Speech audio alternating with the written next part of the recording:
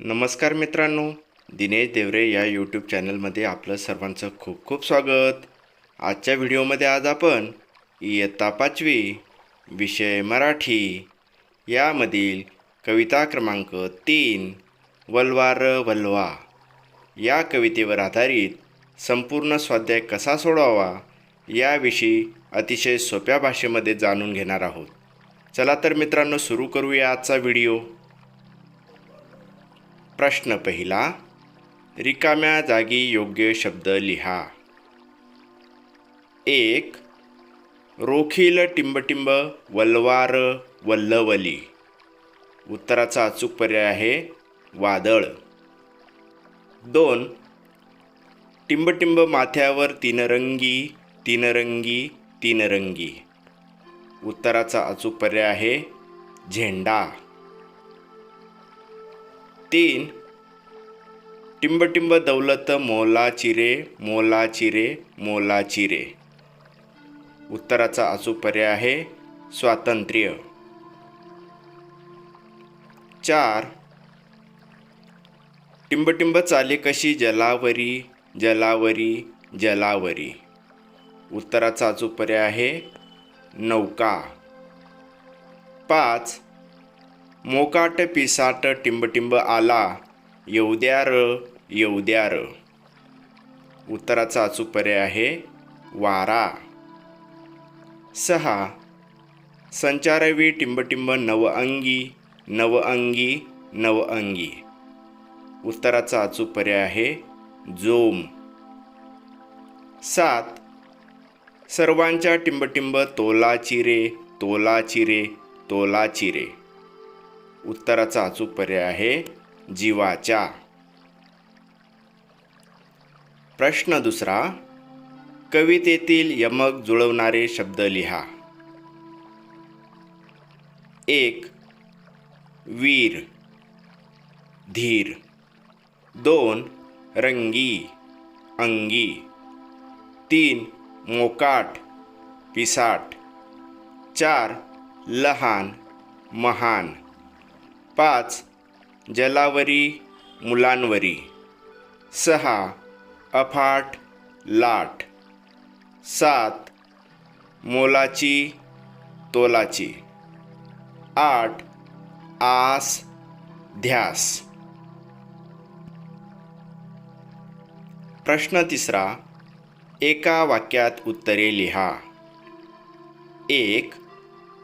Vulva र vulva या कवितेचे कवी कोण आहेत? उत्तर, वल्वा र वल्वा या कवितेचे कवी वसंत बापट आहेत. 2. सर्वांना जीवा इतके काय महत्त्वाचे वाटते? उत्तर, देशाचे स्वातंत्र्य सर्वांना जीवा इतके महत्त्वाचे वाटते. 3. होडी चालवणाऱ्याला काय म्हणतात? उत्तर, होडी चालवणाऱ्याला नावाडी म्हणतात. 4. होडी चालवण्याची जबाबदारी कोणावर आहे? उत्तर, होडी चालवण्याची जबाबदारी मुलांवर आहे. 5. नौका कशावर चालते? उत्तर, नौका पाण्यावर चालते. 6. कवीने मोलाची दौलत कशाला म्हटले आहे? उत्तर, कवीने मोलाची दौलत देशाच्या स्वातंत्र्याला म्हटले आहे. 7. माथ्यावर असणारा झेंडा किती रंगी आहे? उत्तर, माथ्यावर असणारा झेंडा 3 रंगी आहे. 8. नाव कशी वल्वायची आहे? उत्तर, नाव धैर्याने तसेच वेगात वल्वायची आहे. 9. डोंगरा एवढ्या काय उसळत होत्या? उत्तर, डोंगरा एवढ्या लाटा उसळत होत्या. 10. एकजुटीने आपण कशाला रोखू शकतो असे कवीने म्हटले आहे? उत्तर: एकजुटीने आपण वादळाला रोखू शकतो असे कवीने म्हटले आहे. प्रश्न चौथा. समानार्थी शब्द लिहा. 1. मोकाट. मोकाटसाठी समानार्थी शब्द आहे मोकळा, रिकामा. 2. वीर. वीरसाठी समानार्थी शब्द आहे शूर. 3. नाव. नावसाठी समानार्थी शब्द आहे होडी. 4. भार.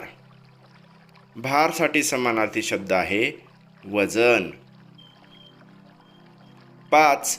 आस. आससाठी समानार्थी शब्द आहे आशा. 6. धीर. धीरसाठी समानार्थी शब्द आहे धैर्य. 7. पिसाट. पिसाटसाठी समानार्थी शब्द आहे वेडा. 8. अफाट. अफाटसाठी समानार्थी शब्द आहे प्रचंड. 9. जोम. जोमसाठी समानार्थी शब्द आहे शक्ती. 10. नव.